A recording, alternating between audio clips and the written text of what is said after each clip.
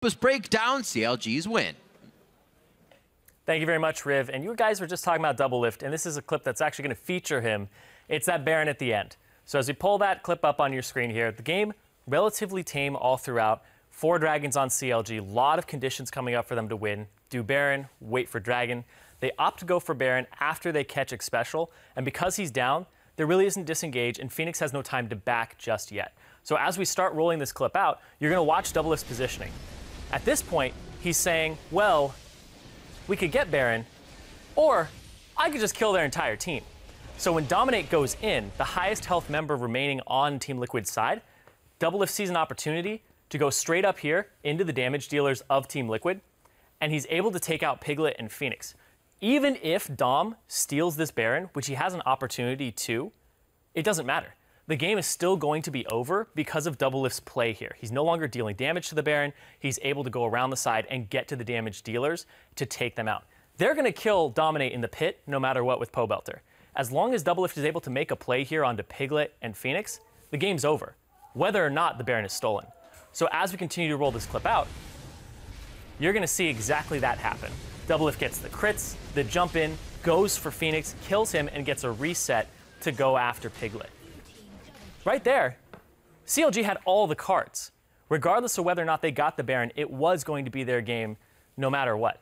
And that's actually CLG's first victory in 10 games over Team Liquid, putting them at 1-9 in their last 10 games. CLG may be there on their upswing here, but we'll have to see as the week continues on and as they go into tomorrow.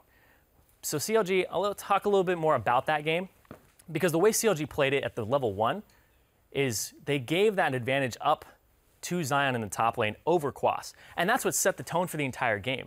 And it's all about getting yourself all these cards so that the team has to react to you. And that's exactly what we saw in that situation too. That's enough. Let's hand it off to Dash, who's standing by with an interview. Thank you, Zyrene. I am joined by Zion Spartan and Doublelift here. Zion, I'm coming to you first because, as Irene just mentioned, coming into this matchup, CLG had lost the previous 9 games against Team Liquid. So here we go, 1-9 in the last 10 games. How does it feel to have broken that record? But 2, also kind of break the shell or this idea of like the CLG slump mid-season. Yeah, honestly, it feels great to win. To beat Team Liquid, first of all, because we haven't beaten them in so long. Like, the whole time I've been on the team, we haven't even beat them once in LCS. So, and in playoffs, we lost. So to actually beat them and prove, hey, guys, we're not tilting at the end of the season. Like, we're improving and learning as a team. It's great. But honestly, like, I'm not that focused on this game. I'm focused on playoffs, and I'm glad we've won. But I just want to focus on what's ahead and not get too, like, focused on this win. Yeah, this win's great, but there's more to come. All right, well, an upward swing for sure for CLG. Doublelift, this win did play an important role in your trip to the playoffs. What was different about this time around against Team Liquid that allowed you guys to come out with the victory? Well, yeah, there's a story of like the CLG slump and also the curse that we have where we can't beat Team Liquid or TSM. Basically, those are the 2 teams that have blocked us from doing well at playoffs. I think a lot of it was just because generally earlier in the season, we'll just kind of get unlucky or maybe lucky with the scheduling, and like we'll just play all the worst teams. And then we'll play TSM and Team Liquid and we'll get stomped. But this split is really good because we ended up having like a wake-up call in the middle of the season as opposed to like slumping towards the end. And I think every team will have their ups and downs, but having that down in the very middle of the split versus towards the end lets us bounce back. And everyone has really stepped up. Everyone's putting in more time. Our training is more intense, and like all of us are just taking it a lot more seriously. And it's just like this roster, everyone's putting their 110%. It's just really nice. Now, jumping into this game in a more specific fashion, we saw, Zion, you come out with a huge CS lead on Fizz and that very early kill onto Quas due to the lane swaps. But I want to ask a more broad question, which is how does a pro team decide if and when to make the swaps following the bounce? Because you ended up in the advantageous bounced lane where Quas couldn't necessarily match you. Yeah, it's basically just deciding who you want to get ahead. In that case, in this scenario, we decided, hey, let's let Zion get ahead this game, and it worked out. All right. Doublelift, back to you. We talk all the time about, the story leading up to playoffs. There's the hoopla around who's going to make it, who's going to make a run for different positionings. And in this split in particular, there's teams swapping places left and right in the standings right now. Is it difficult as a player to block that out of your vision and not, peek at the scoreboard and focus solely on, what's the next step along the road?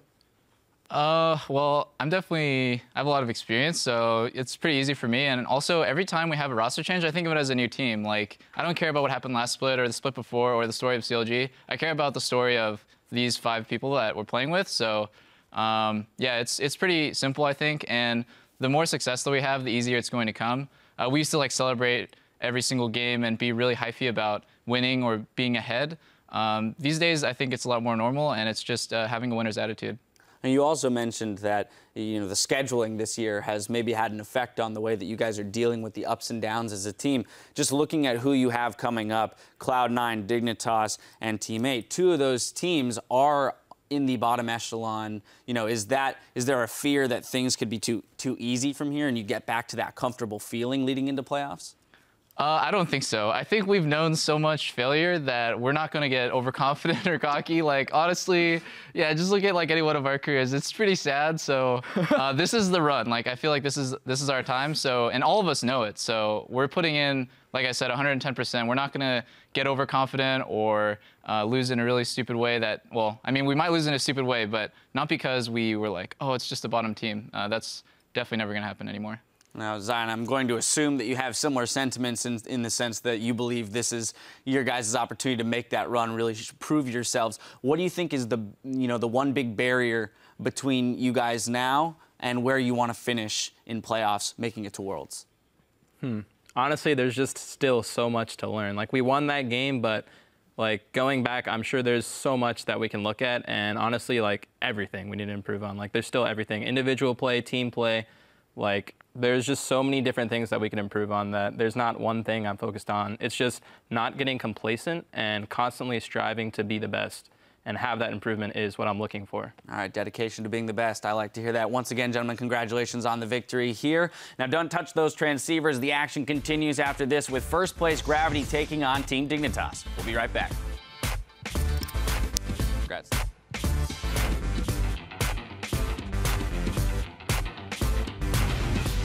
All right, I'm turning 22 tomorrow, so I need you guys to help me memorize the Taylor Swift lyrics. Is it? No, it's not. It's not tomorrow, is it? It is tomorrow. Yeah, it's birthday tomorrow. Holy, I thought it was next week. Yeah, Tony forgot your gift. Maybe too little, too late. Quas gets hit. Zion Spartan under the turret's definitely going to go down for his troubles. And Phoenix goes down. The Monsoon gave a bit of health back to Team Liquid, and they're able to stay pretty healthy in the fight. Okay, I'm going to smite at 1.5K. Rek'Sai. Got it. Pump. Go. Nice. Go, Peter, go. Nice. Counter Logic Gaming taking down Team Liquid.